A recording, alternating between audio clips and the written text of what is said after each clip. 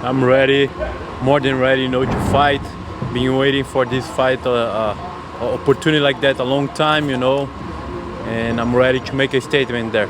And I'm ready for anyone, anytime, That's the philosophy of Jiu-Jitsu, always be ready.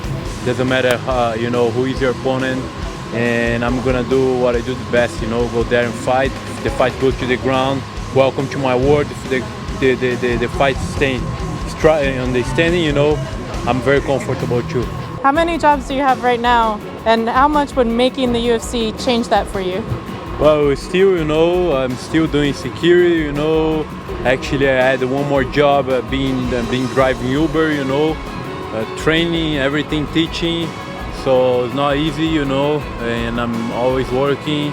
At this time, I reduced a little bit of my job, I quit one of my security jobs and, just being really focused on my fight, As I've been training with everyone here at Extreme Couture. Me and Brad, we did our camp together. He just fought 2 weeks ago. He was one of my main training partners.